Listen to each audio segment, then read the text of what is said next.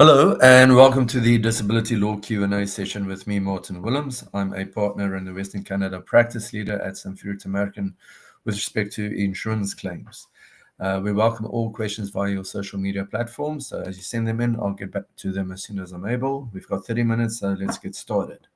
One of the big things that have been coming up is obviously the tariffs and questions related to what happens if you lose your job while applying for LTD. When you apply for long-term disability benefits or short-term disability benefits for that matter, you have coverage through your employment. In other words, not all people have this though, but if you have a group policy through your employer under which you are covered for disability benefits, you are covered as long as you are what is referred to as actively at work, which is a defined term in the group policy. The moment you are no longer actively at work, coverage ends, which would mean that you do not have the ability to apply for a claim or to submit a claim for benefits if the claim arose after you were no longer actively at work. In a practical sense, what does that mean?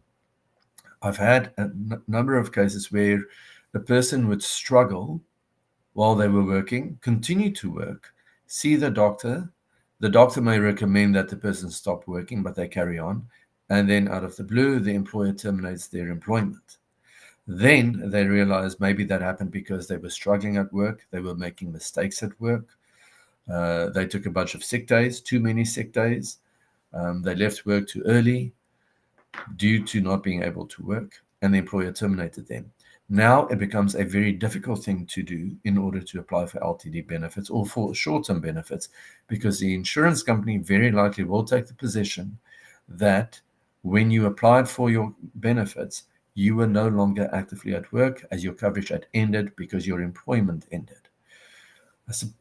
We have been able to negotiate on some of these cases, but it becomes a much more difficult thing, because if you can show that your disability arose and vested while you had coverage, in other words, while you were working, even if you were still working, because you were making mistakes, because you were taking an excessive amount of days off from work, you were seeing the doctor was suggesting that you stop working, then your employer terminates you just before you were about to do that, there may still be an arguable claim. So if you are in one of those situations, still submit the claim to the insurance company, because you do not want to miss the notice of claim provisions in the policy. Your policy requires that you have to submit a claim within a certain period of time.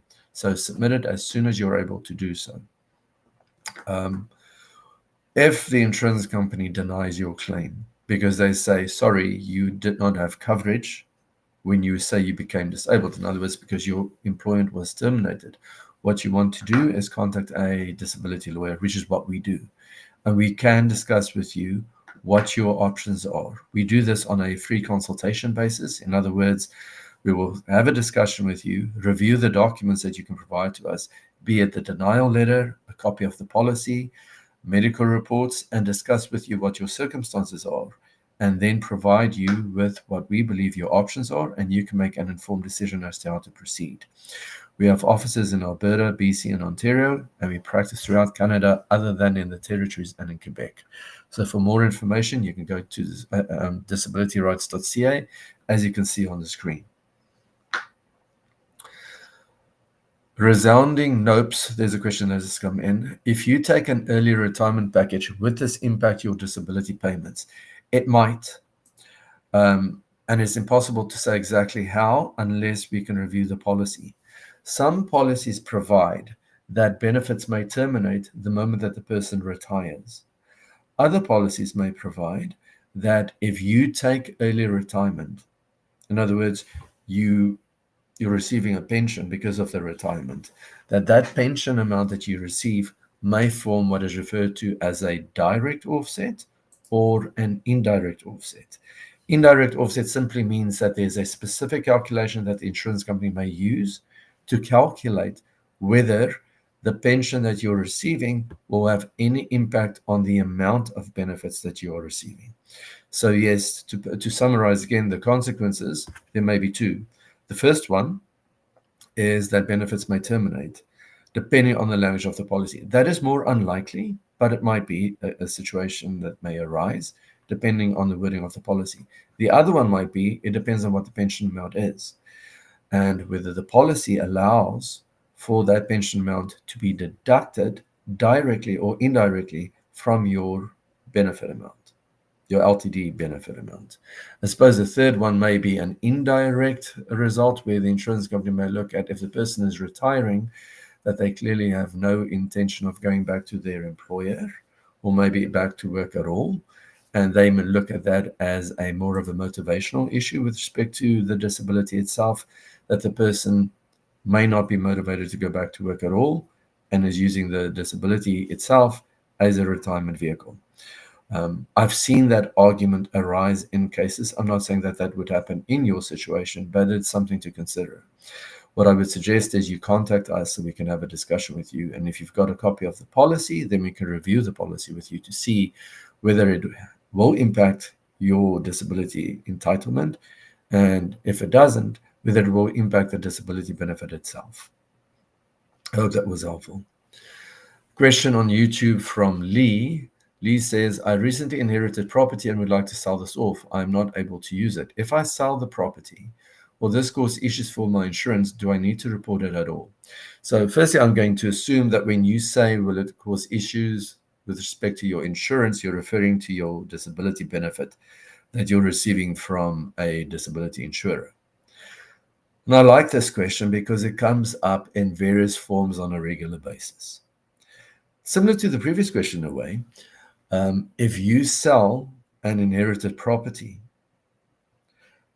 and you're making a proceed from that, obviously, because you're going to get money from it after you sold it, will that money that you receive impact your entitlement to LTD benefits, or may it be deducted, may it be offset from what the insurance company has to pay you?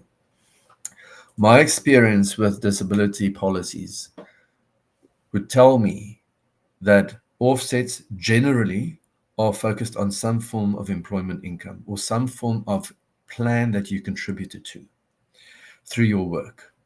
It might be that you pay premiums for a different policy.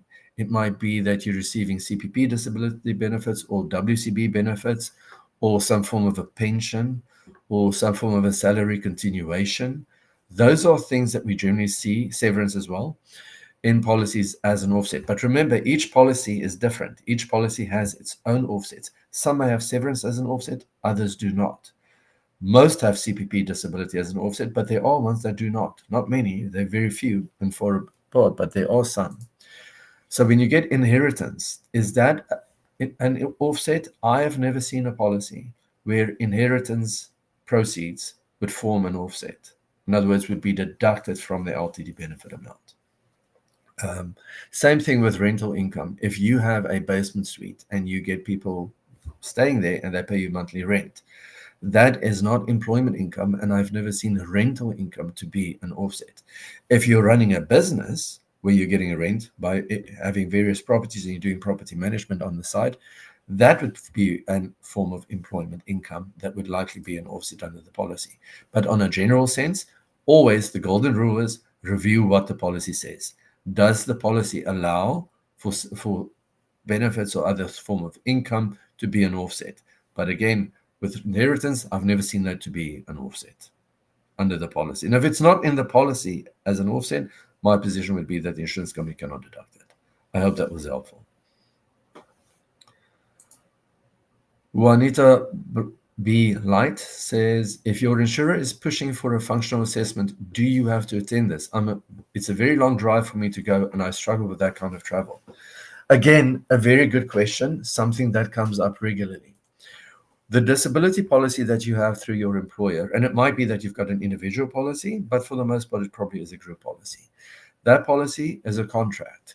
And under the terms of that contract, you have certain rights and obligations. So does the insurance company. One of the provisions in the policy very likely will be that the insurance company does have the right to have you assessed or attend an assessment by an expert of its choosing. Obviously, it has to be relevant to your disability as frequently as it deems necessary. Now, I would read that, and as I've seen it happen over the years that I've handled disability claims, it would be in the context of a person may have chronic pain, and the insurance company is now assessing whether the person has the ability to go work in another occupation at the change of definition, or during the course of the adjudication itself, where there may have been some form of or some indication in the clinical records that there has been some improvement, or where they're not sure where the pain is coming from, or they're not sure why the person cannot do certain things, that they will want to conduct a functional capacity evaluation. Do you have to attend it? Simply put, it really depends on the language of the policy. If the policy requires you to attend, yes, likely you will have to attend. Otherwise, the insurance company may say that you are breaching your obligations under the policy, which they will then use as grounds to terminate the benefit. But nothing is ever just black or white. There's always gray. If it is so that the functional capacity evaluation may pose a significant risk to your health to the extent that it may worsen your condition, and I've seen this happen in cases where a person has chronic fatigue syndrome or myalgic encephalomyelitis, which a functional capacity evaluation may not be an appropriate tool to assess a person's capacity. It may actually have the risk of worsening the condition, where doctors have weighed in, treating physicians, and put in writing to the insurance company that if you push my patient to attend this assessment, it may very well worsen their condition, which may prolong the disability or may become so severe that they will not be able to work in any capacity for the foreseeable future. Then there is an argument to be made that the insurance company's right to have you assessed under the policy should not trump the fact that it's not a reasonable step to take in light of medical evidence that you attending such an assessment will worsen your condition. Now, that is probably the extreme. It doesn't generally happen to that extent, but if there's a concern that you cannot attend, you want to have your doctors explain it in writing why it is that you should not be attending and what the consequences will be if you attend. If it is something that's very far away, you may want to push the insurance company to say, well, I cannot drive for extended periods of time. It worsens my condition. Then I show up at the assessment itself and I'm already in pain, so the results likely will not be accurate themselves. So it depends on whether you're in a position to ask the insurance company to arrange an FCE, functional capacity evaluation, much closer to where you live. You may also want the insurance company to put in writing exactly what they expect to be testing, what the extent of the testing will be, how long it will be. Submit that to your doctor and have your doctor weigh in on whether it is appropriate. You can also, of course, request the insurance company to fund your travel. And if it's many hours, maybe you'll be able to fly there. It really depends on your circumstances. So do you have to attend an FCE? Cautiously to say this, yes, under the terms of the policy, but it really depends on your circumstances, whether the doctor can weigh in to have the insurance company maybe take an alternative approach to see how that you can be assessed. If you've got further questions, again, you can contact us. On the screen shortly, you'll see disabilityrights.ca for more information. Okay, next question.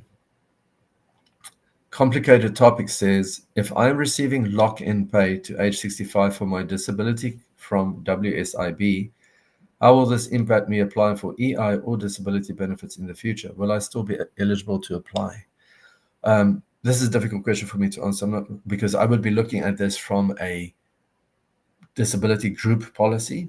If you're receiving I'm assuming this is WorkSafe benefits that we're talking about. If you're receiving WorkSafe benefits, it likely will form an offset under the policy. How it will impact your ability to apply for EI, I don't know. I'm not sure. Disability benefits in the future, you have to be careful here, because if you are receiving WCB benefits, if that's what we're talking about, and you haven't yet applied for LTD benefits, you should, and you have access to that, or you're eligible to apply for it, you should do so immediately. Because even if the insurance company will fully deduct what you receive from WBC, WorkSafe, therefore, if you are eligible for those benefits, the policy will likely provide that the insurance company can deduct those benefits. But if the WorkSafe benefits end, and you then want to apply for disability benefits through the group insurer, they may deny your claim, saying that you applied way too late. So I speak about this on a regular basis. If your claim is as a result of a workplace injury, you should apply for benefits under the group policy as well, regardless of whether the employer says to you, no, you shouldn't, or we're not going to allow you to do it. You should do it, because you do not want the insurance company to deny your claim if 3 years down the line you're no longer receiving WorkSafe benefits, but you're still unable to return to work, and then you apply to the LTD insurer and they then deny your claim, saying that was applied for way too late. They will, if you apply at the same time as you're receiving your WorkSafe benefits, they will adjudicate the claim. They may say we're denying it, which then triggers a limitation period, which is another thing to be concerned about. Or they may say we're approving your claim, but we're going to be deducting what you receive from WorkSafe for whatever period. So do not miss the timeline to apply for LTD benefits under your group policy if you have one, even if you're receiving a WorkSafe benefits. Waffle Ken says, my sister was denied CPP. Sorry, bunch of questions coming in. CPPD because they suggested she could find an accommodating profession. Now her insurer is using the decision to cut her off. What should she do? Okay, this is something that happens quite often. Your sister, in the first instance, should appeal or request a reconsideration with respect to the CPPD claim that was denied. There's also a timeline to do that, and my understanding, it's 90 days from the date of the denial to request a reconsideration. She should do that. With respect to the LTD claim that has been denied, I would strongly suggest that your sister contact us to discuss what her options are. Because with a denial, if your sister is in a position where she can pursue a legal claim, there is a 2-year timeline that runs from the date of the denial or the date of the last payment, depending on which province she is in. That's called the limitation period. So she wants to know or wants to be informed what the limitation period is, to know how much time she has to pursue a legal claim. She may also be able to appeal the decision, but it really depends on the circumstances of her claim, what medical evidence she has in support of her claim, and what she wants from this claim. Ultimately, when a claim is denied, it triggers the limitation period. In some instances, unionized members cannot pursue a legal claim against the insurance company. Not all of them, some of them. So if your sister is denied, again, I'll repeat what I said earlier on. What we do is we offer free consultations. We will review the denial with her.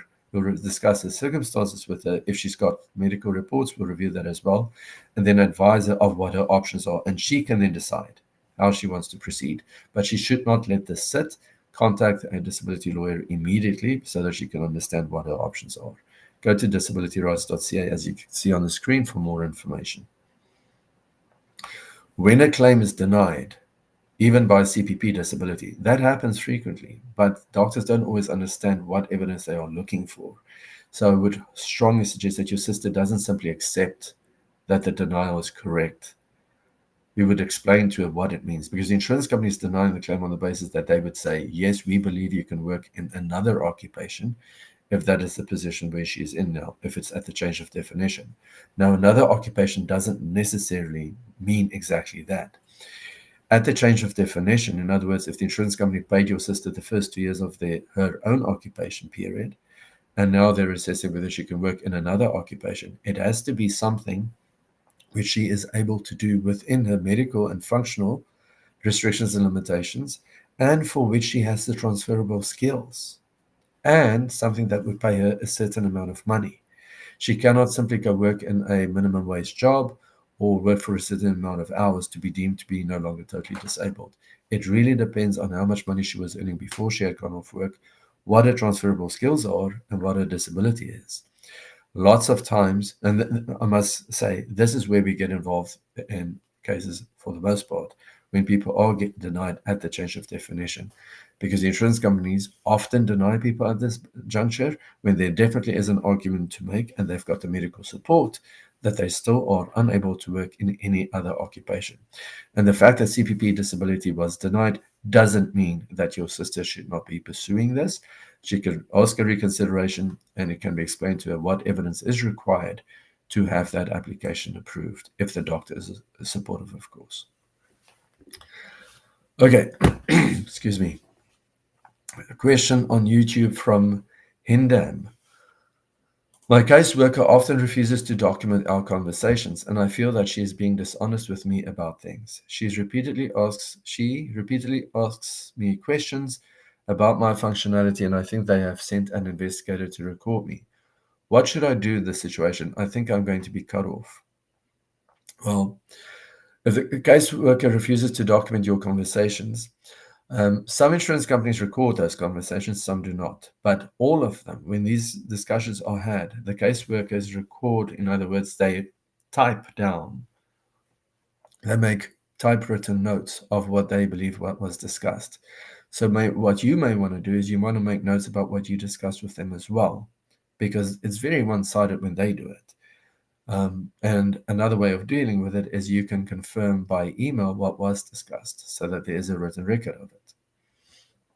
The questions regarding functionality, unfortunately, is an ongoing process where the insurance company continues to assess the claim.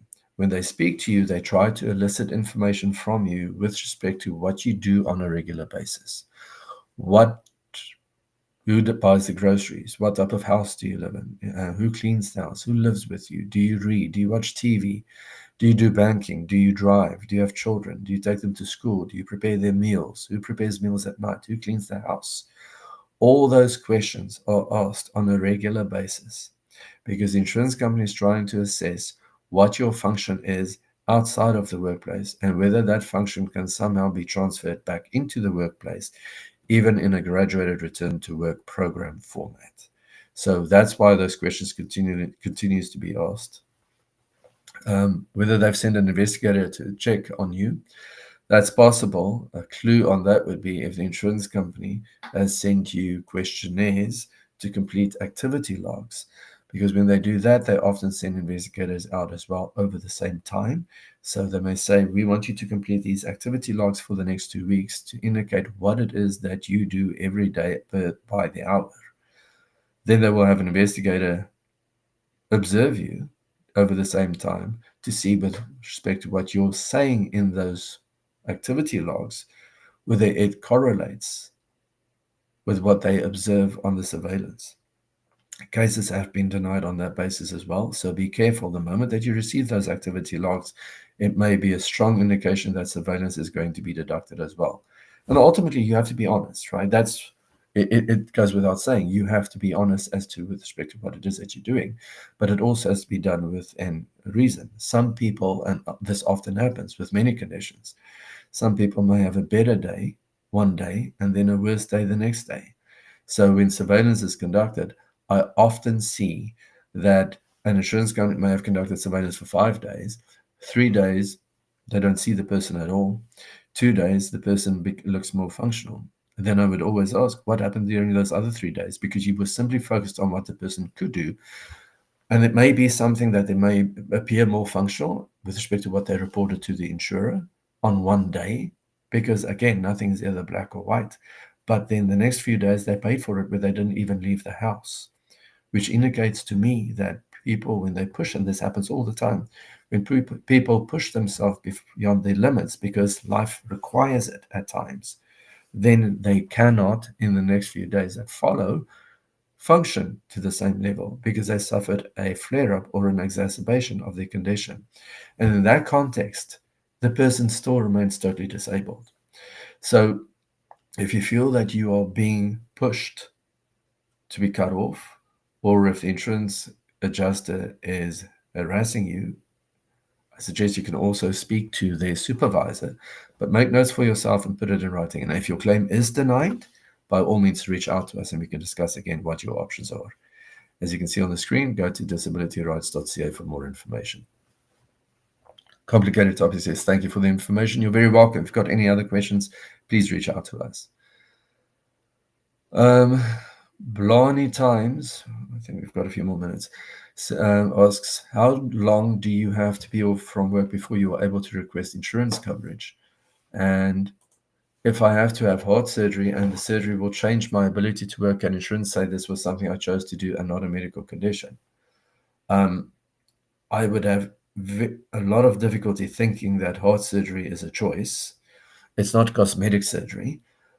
If you have a doctor recommending that you have heart surgery because of a medical condition, and as a result of that surgery, you have, and this happens because I've seen it happen in cases, you may have profound fatigue, loss of energy, and even mental health concerns. Remember, when you're looking at a disability claim, you're looking at the person from a global perspective. How do their conditions impact their ability to function? In other words, if you have a heart condition, often what you would find with that is profound fatigue. If a person has a heart attack and then has emergency heart surgery, what often follows is depression, loss of energy, low motivation, profound fatigue. So it might be that because of those issues, you cannot perform the duties of your own occupation based on the wording of the policy. Then you should apply. And I'm sure you would apply before you have the heart surgery because that's going to take you out of work.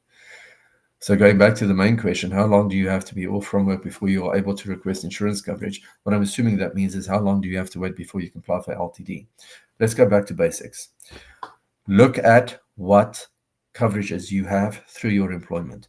Do you have short-term disability coverage? If you do, you likely will have to apply as soon as you go off work. Do you have long-term disability coverage, but not short-term?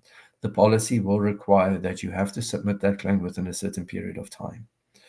Usually, I would say if a person goes off work and they don't have short-term but only long-term, apply as soon as you're able to do so, because the policy has certain timelines. It might be that you have to apply 30 days from the date that you went off work, and that's called notice of claim.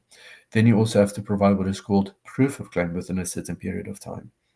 So to keep things easy and to avoid any concerns with missing timelines, if you go off work, contact your human resources and tell them, I'm going off work. I've got the medical support. I may have surgery, if that's going to be what's going to happen here. And then request for them to provide you with the LTD application materials, which would be a medical statement that your doctor has to complete called an attending physician statement. There would be an employee statement, which is a document that you would have to complete, and the employer has to complete an employer statement. All of those documents all have to go in within the timelines defined in the policy. So I hope that answers your question. I just want to go back to the other one. If I have to have heart surgery and the surgery will change my ability to work, can insurance say this was something I chose to do and not a medical condition? I honestly don't see, again, how heart surgery can be an elective procedure. If you chose to have some other form of procedure and it carries with it a lot of risk and it was purely cosmetic, there may be exclusions in your policy that would say that it won't cover that type of procedure or any disability that follows such a procedure. But if you have got a doctor recommending that you have surgery to your heart, it sounds serious to me. I cannot see how an insurer can deny your claim if you were to be disabled as a result of that. I hope that answers your questions, Blondie Times, but I do suggest specifically to you, if you've got more questions, or if you wanted further discussion about this, because it wasn't 100% clear to me what it was, you're welcome to reach out and we can discuss it with you further.